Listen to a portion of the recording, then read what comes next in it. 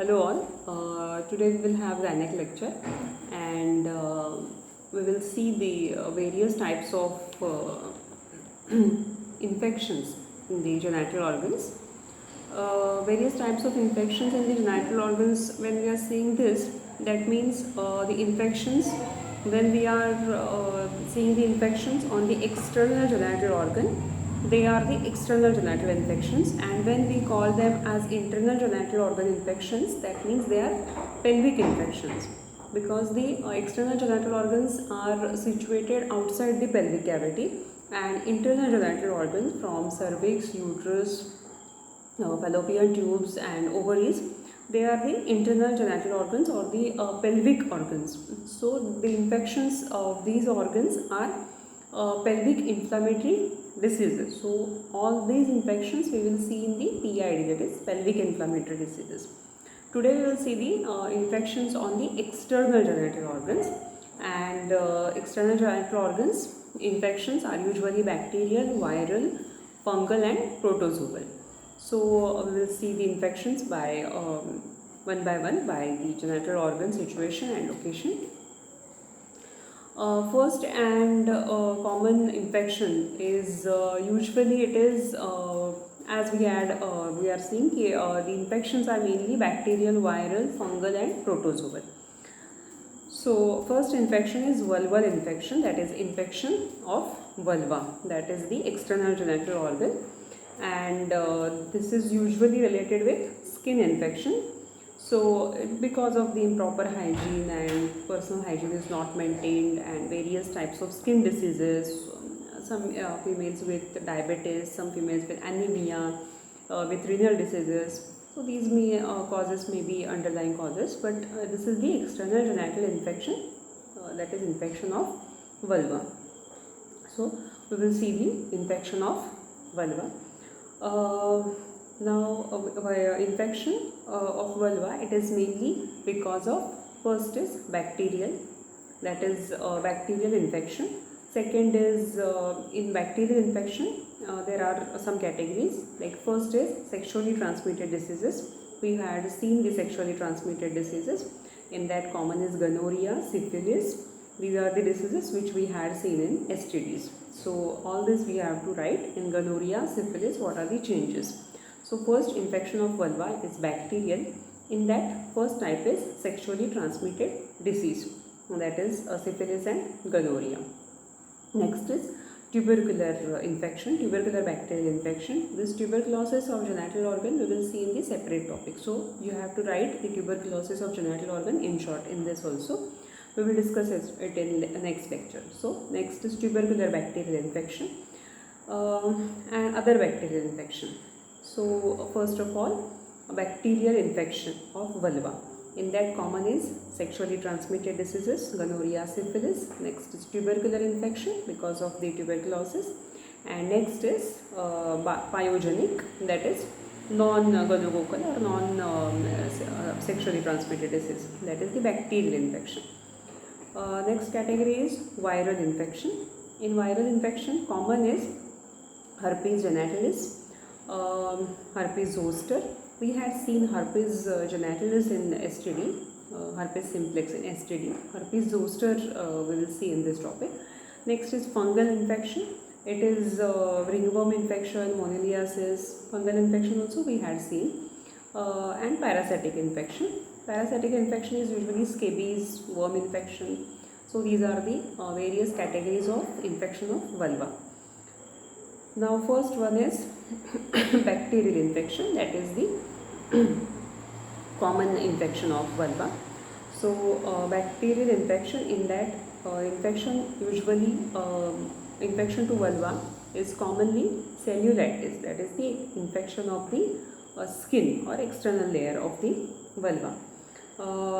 So it is because of the bacterial infection, changes of the vulva are usually there is swelling, there is tenderness, redness on the external genital organ, and patient may have discharges, itching, burning, and sometimes pain, pain during urination, that we call as dysuria, painful sexual relation. All these things are seen in the vulval cellulitis. And investigation, usually it is the clinical thing which we can diagnose by the redness and tenderness, swelling of genital organ, we can diagnose it.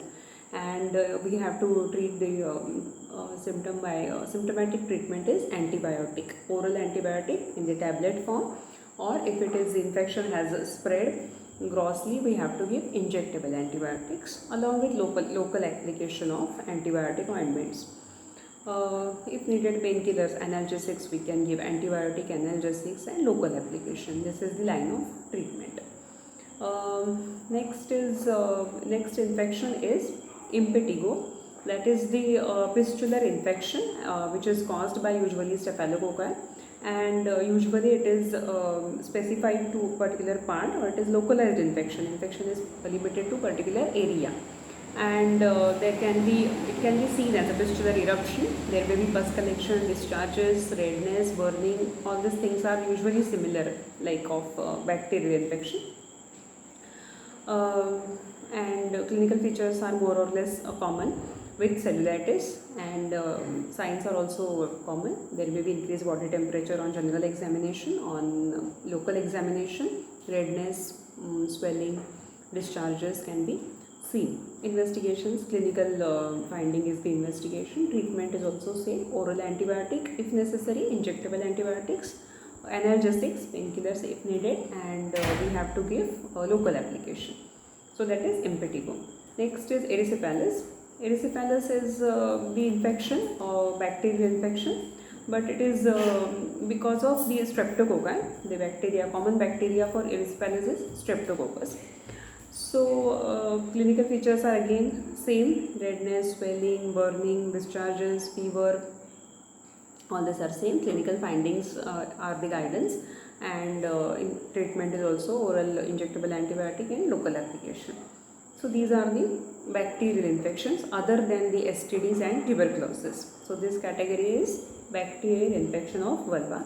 Common organism is, as you had seen, a common organism for all this infection is usually streptococci or staphylococci. So clinical features are also more or less common. So that is the bacterial infection of vulva other than STD and tuberculosis. Next is viral infection. Viral infection, herpes simplex we had seen in STD. Now herpes zoster. Herpes zoster is the viral infection which is caused by the herpes zoster virus, and usually it is presented in the pustular rash on the genital organ, and vesicles are seen on the genital organ, typical form of the vesicle along with the nerve. The herpes simplex was in zigzag pattern, but herpes zoster, it spreads along with the particular nerve distribution. It have the particular route of spread along with the nerve route, and there is severe burning, pain on the genital organ. The complaints are same like of herpes simplex. So patient has severe pain, there is severe burning with temperature, with fever. These are the symptoms from patient. On examination, we can see the vesicles along with the nerve distribution, nerve root distribution, and it is very particular eruption which are seen in herpes zoster. So the investigations are clinical diagnosis, and treatment is a cyclovir, that is the anti-viral we have to give for herpes, and local application is also given for burning and pain. So that is herpes zoster.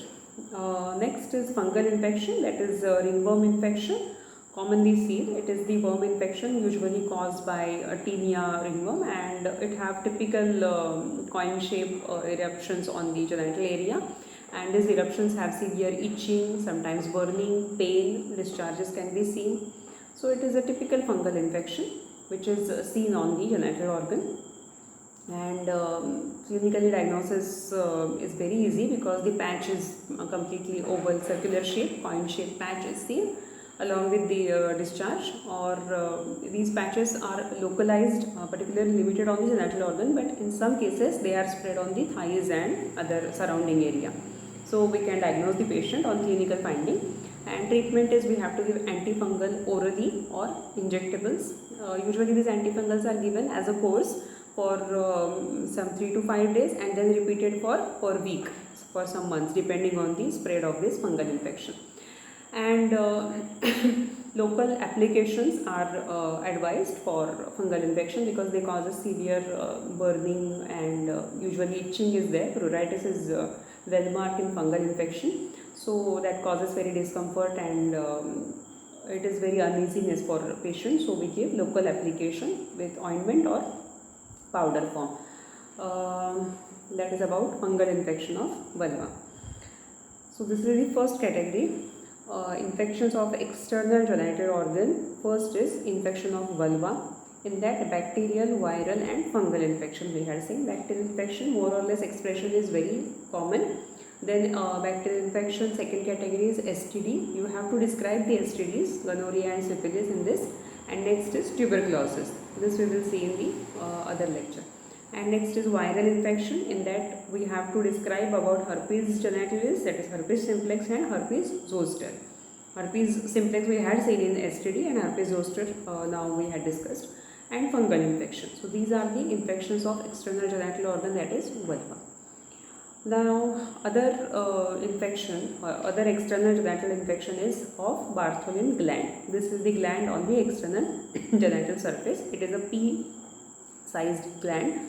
Usually 1.5 to 2 centimeter diameter is there, and this is present on the labia minora, and this is the gland which show the common infection. External genital infections are commonly seen on this gland, Bartholin gland. Usual infections are gonococcus infection, that is STD is commonly seen for this also, and other causative organisms are streptococci, staphylococci. These are the common organisms. Also fungal infections are also seen on this infection of Bartholin gland.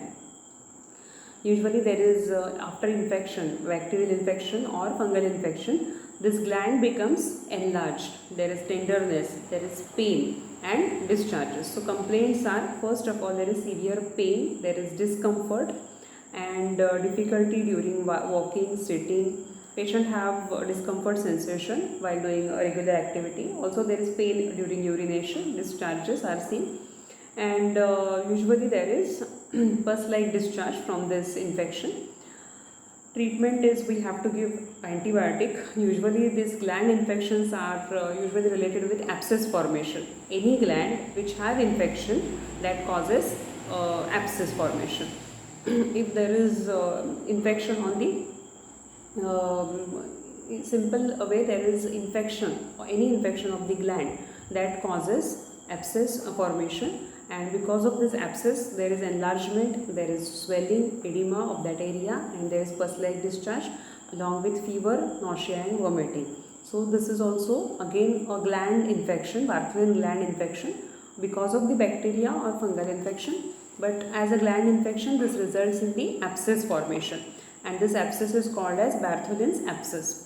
And if not treated on time, if infection of the Bartholin gland, it's treated on the initial stage by antibiotic and analgesics, local application, it can be cured. But if not, then it will turn into Bartholin abscess. Abscess means infection, that is the result of the infection, inflammation of the Bartholin gland. And because of this infection, there is pain, severe discomfort, and there is fever along with pus-like discharge from the genital organ. And swelling can be seen on our examination, genital examination, discharges can be seen, and this abscess can be easily seen on the external genital organ by the just local examination. We don't have to do PSPV examination as we are seeing the external genital infections. So only local examination is sufficient. We can see the abscess on the Bartholin gland on labia minora, and the size of abscess is quite big, so we can see the abscess on the genital organ. And treatment is we have to give antibiotics. For abscess we have to give injectable antibiotics. Depending on the size of antibiotic, we can give the antibiotic daily for 5 to 7 days, or we can repeat after some weeks. And local application is also given, and proper hygiene, maintenance of hygiene is advised for all these patients. This is the infection of Bartholin gland. So these are the infections of vulva and Bartholin gland. Third common infection is infections of vagina. We called it as vaginitis. Infections of vagina is called as vaginitis. So first is vaginitis due to various types of infection or types of vaginitis. First one is vulvovaginitis, especially seen in childhood. These infections are seen in the small girls, and usually they are non-specific because of the some hygiene problem or worm infestation, or because of the lower immunity of that girl. This infection may be common, or maybe because of history of STD from mother. This type of infection can develop, and that girl will complain of painful urination. There is pain on the genital organ, there may be burning, there is slight swelling of genital organ, and vaginal discharge may be seen in that small girl. So we have to do the proper local examination, and on local examination the area is red, tender, there is slight swelling, discharge can be seen. And treatment, we have to give the antibiotic orally in tablet form. Depending on age of that girl, we have to adjust the dose, and advice for proper hygiene is given, and proper diet is also advised, and if necessary injectable antibiotics are given. So that is vulvovaginitis in childhood. Now we have to discuss about the vaginitis in young age. And that first one is trichomonas vaginitis. This is the most common infection of vagina, Trichomonas vaginitis. It is because of the Trichomonas vaginalis. It is the protozoal infection, and this infection is usually seen in the young females with history of multiple sexual partner, with improper hygiene, or a disease like anemia, renal disease, diabetes, cancers. On this underlying causes can be seen, and usually it is spread by the sexual contact, so it can be seen in these types of females. So that is trichomonal vaginitis. Clinical feature is there is profuse and offensive vaginal discharge, and causes severe itching and burning of genital organ. There is irritation and itching of the genital organ, severe irritation, severe burning, and severe itching is seen. There is also urinary complaints along with this. Patient have frequent micturition, patient have dysuria, that is painful micturition. Patient have dyspareunia, that is painful sexual relation. There may be other things like fever, lower abdominal pain, backache.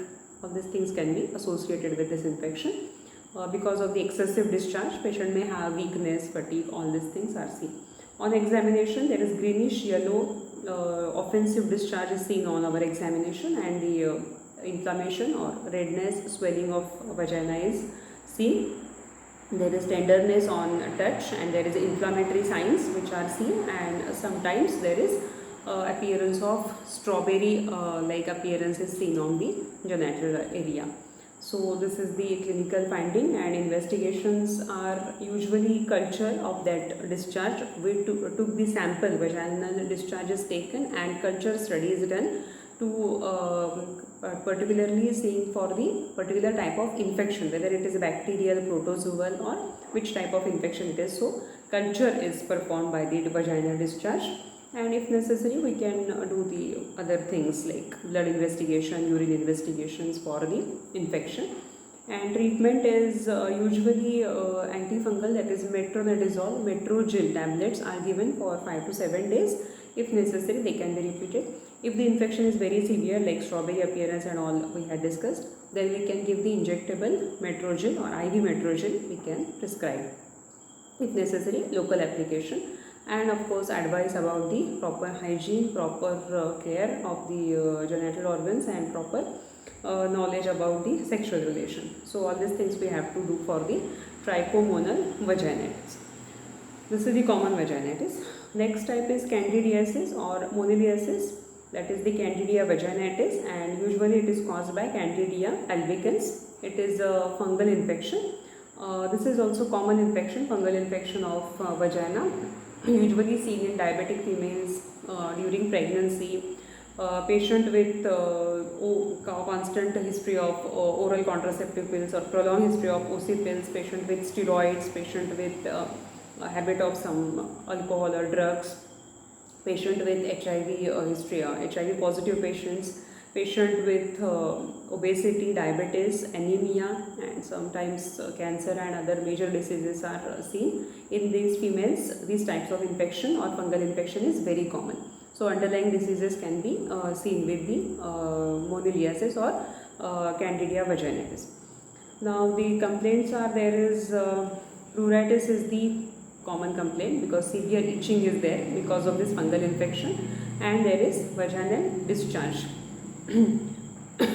Along with the vaginal discharge and pruritus, there may be painful sexual relation, painful urination, sometimes severe pain and burning of the genital parts, pain in abdomen, backache, weakness, all these things can be seen. On examination, thick curd-like discharge is seen. The discharge is usually white color. In that we had seen yellowish discharge, and which was very thin, and in this it is thick curd-like white color discharge, and usually it is swelling and redness of the genital organ is very common. There is usually tenderness is seen, but multiple spots can be seen on the vagina, and in that strawberry appearance was seen because of the severe redness, but that redness is not marked in this condition, but there is white flecks which reveals multiple oozing spots on the vagina. So differentiating points are there between the moniliasis and the trichomonas vaginalis. Investigation, we have to, in that we had seen about the culture, and in this also we can do the wet smear, which is studied under the potassium permanganate solution, and also we can do the culture for this also, and all other routine investigation we can advise. And treatment is, for the treatment, antifungal treatment is advised. Antifungal we can give for week treatment, per week treatment, or course of 5 to 7 days. We can advise for local application. Proper hygiene, counseling about the hygiene, proper hygiene for genital organ is very important. Next type of vaginitis is senile vaginitis. Senile vaginitis is usually seen in the menopausal patient, where there is decreased level of hormone, and because of the decreased level of estrogen progesterone hormone, there is no mucus discharge. Their vaginal discharges are usually absent, so there is severe dryness of genital organ, and because of this severe dryness, there is pain, burning, and because of excessive pain and burning and itching, patient have very discomfort sensation, and patient have this type of burning along with micturition also. There is blood stain discharge or yellowish discharge may be seen. Discomfort, dryness is usually well marked, and on diagnosis we can easily diagnose this condition because of the age group of patient, and usually there is no curdy discharge, no yellowish discharge, but the discharge which is usually slight yellowish, but it is not offensive, so we can diagnose the condition. And treatment is usually we have to give some hormonal treatment. If it is severe, we can give the short term hormonal treatment, as there is severe dryness because of the decreased level of hormone, so we can give short term hormonal treatment, OC pills, and then we can give some local application for that female, hormonal application, local hormonal application. We give estrogen cream and all that things, so that there is no severe dryness is seen. So these are the various types of vaginal infections we had seen. First of all, we had seen the infections of vulva. Secondly, Bartholin abscess or Bartholin gland infection, and next we had seen the common infection. Vaginal infection are very common. So vaginitis is very common. In that, vulvovaginitis in childhood or vulvovaginitis in small girl, then trichomoniasis, then moniliasis, and then senile vaginitis or atrophic vaginitis. And these are the main types of vaginitis.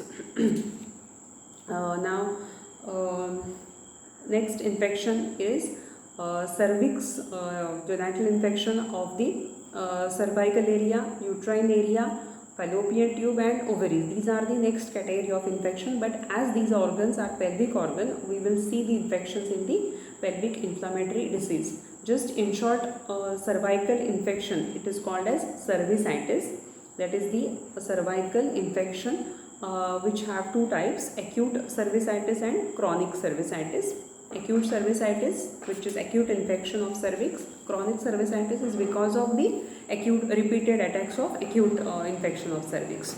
Next is endometritis, that is the infection of uterine endometrium. This is also acute and chronic type. Acute endometritis, which is the acute infection immediately after delivery or D&C or any procedure, and chronic endometritis, it is because of the repeated attack or history of acute endometritis. So that is chronic endometritis. Infection of fallopian tube, it is called as salpingitis. It is also acute salpingitis and chronic salpingitis. These are the infections of the fallopian tubes. Next is infections of ovary, that is we called as oophorytis, that is inflammation of ovaries. So these are the infections of the internal genital organ, which we will discuss in the pelvic inflammatory disease, that is PID. Other infections are parametritis, that means infection of the pelvic cellular tissue or the external layer of the genital organ, parametrium, that is the infection of parametrium, which is called as parametritis. Usually this infection is seen after delivery, after abortion, or after any obstetrical procedure. Also due to chronic infections of cervix, uterus, fallopian tube. These infections are commonly seen after abdominal surgeries like cesarean or any other abdominal operation, and also seen in patients with anemia, cancer, diabetes, renal disease. Menopausal age also commonly seen in the patients with repeated attacks or repeated history of pregnancy, repeated deliveries, repeated abortion. These are the underlying causes for parametritis. This is also acute parametritis and chronic parametritis. Usually this is bacterial infection. Staphylococcus is and E. coli. These are the two organisms that causes parametritis. Parametritis is usually a condition which is accompanied with surgery.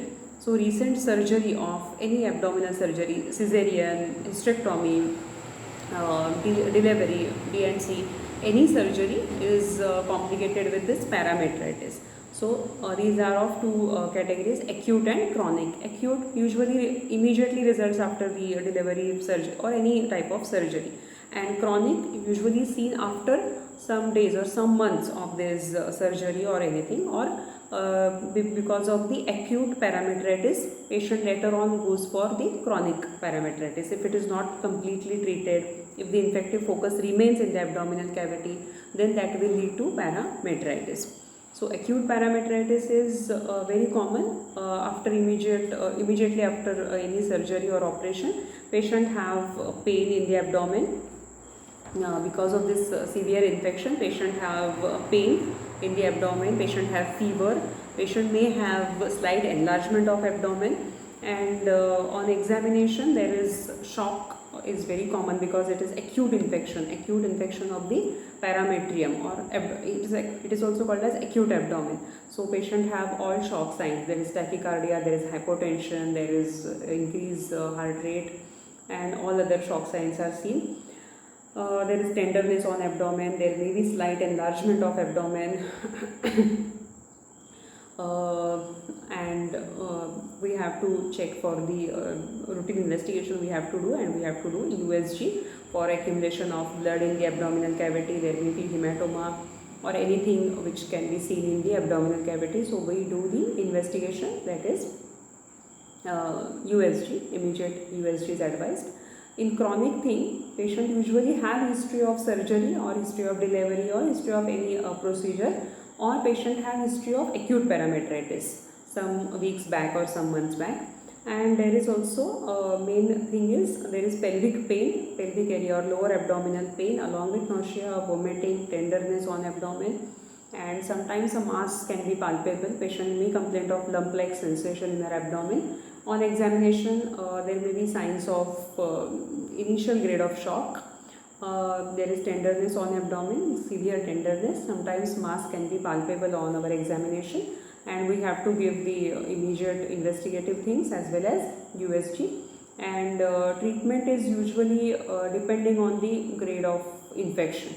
If patient is in shock, we have to give the treatment for shock, for life-saving We have to give IV fluids, we have to give analgesics, antibiotics to cure the shock. And in chronic also, we have to see for the grade of shock. Depending on shock, we will advise for the treatment. And after that, usually treatment is decided whether it is to be managed by medicinal treatment, and if antibiotic oral or injectables are sufficient, or surgical treatment is required.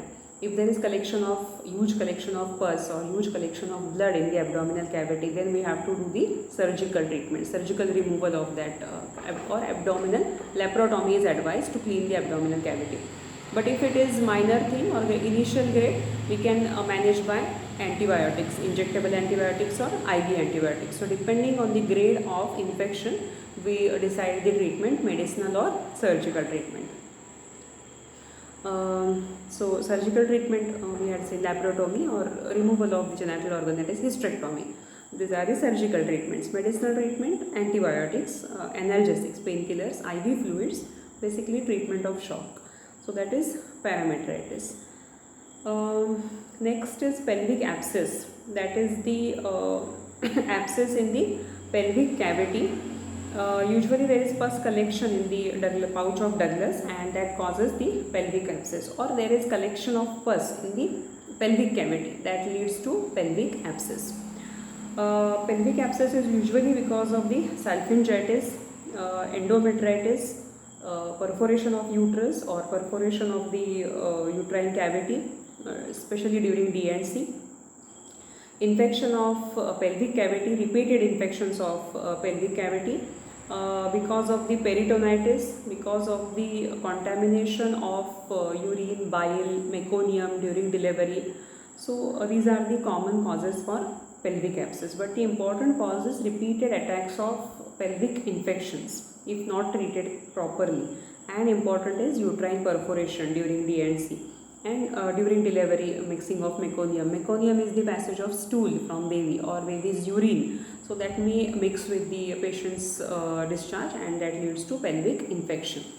Salpingitis is also very common infection. Salpingitis means infection of fallopian tube. So if it is very severe, that tubes can spill their content into the pelvic cavity, and that leads to pelvic abscess. I hope you know the pelvic cavities is related with fallopian tube. Tubes have fimbrias or open projections, so that they can spill the discharge into the pelvic cavity. So if the tubes are infected, they have the severe pus in the tubes, and the tubes, if spills the pus in the pelvic cavity, then pelvic cavity becomes contaminated and pelvic abscess can form in the pelvic cavity or surrounding to that fallopian tube. There can be formation of pelvic abscess. So acute salpingitis or chronic salpingitis or repeated attacks of salpingitis, these are very common causes for pelvic abscess. Second, we had seen the uterine perforation after delivery, during delivery, and sometimes because of the PID, repeated attacks of PID. Also other causes are appendicitis, intestinal infections, peptic ulcer. All these are other causes for pelvic abscess. These are non-genital causes, non-gynec causes, but these are the common causes for pelvic abscess. Clinical features are usually patient have high grade fever with chills, and on exam patient have high grade fever with chills. There is passage of loose stool, or patient have history of diarrhea, repeated attacks of diarrhea and dysentery alternately. Patient have lower abdominal pain, patient have discomfort in abdomen, she have difficulty to pass urine, or there may be retention of urine, she cannot pass urine completely. So these are the main or important signs which can differentiate the condition from other condition. Like appendicitis, there is pain in abdomen, but it is in iliac fossa, but patient can pass urine. Also in intestinal condition or in ulcer, patient have pain in abdomen, but the area or location of pain is other than lower abdominal cavity. So we can differentiate the condition. Pelvic abscess, patient have lower abdominal pain, there is high grade fever with chills, patient have severe pain during urine, and there is retention of urine. So these are the main complaints. On examination, there is shock shock syndrome can be seen. Patient is very toxic, patient have the toxic look on their face. There is sweating, increased pulse rate, there is tachycardia, hypotension, heart rate is also increased, and these are the general findings. On examination for abdomen, there is severe tenderness. Tenderness is seen on our palpation, and there is a rigidity of abdomen. The abdominal walls are rigid on examination. Sometimes a mass which is tender and irregular soft can be palpable. On examination, PV examination, usually PV examination is not advised, but PS examination, we can see the severe tenderness on touch, and sometimes mass can be seen on our examination. If it is large abscess, pelvic abscess, we can see the pelvic abscess on PS examination, but it is very rare and it is not usually advised because patient is already in shock because of excessive pain, and on touch there is severe tenderness, and so we does not perform the PSPV examination. Rather than we advise for USG, ultrasonography. All other investigations, blood and other things we advise, but USG is advised for immediate diagnosis. So pelvic sonography is advised, and treatment again will be depending on shock. If patient is in shock, we have to save her life by giving immediate IV fluids. We have giving shock treatment, we will give antibiotic, analgesic to relieve her pain. We will do catheterization for removal of urine because bladder is full, and because of this full bladder also there is increased abdominal pain. So catheterization is done, and for life saving we give all the steroids and other things for shock, and we save the life of patient. Now after settling her condition, we will see about the abscess, whether it is to be managed with surgery or it is managed with medicine. So depending on the size of abscess, huge or heavy antibiotics can be given, injectable or IV antibiotics can be given, and if it is not managed with antibiotics, we can advise for surgical treatment, that is again laparotomy, and if still it is existing, we can advise for hysterectomy. So these are the things which we had seen in the various types of infection. These are the external genital infections. Also we had discussed two other infections, that is parametritis and pelvic abscess. These are infections other than external genital infection. So just differentiate the condition, external genital infections, and these are the usually internal infection, but these are other than genital. So we had discussed the parametritis and pelvic abscess. So that is various types of infections.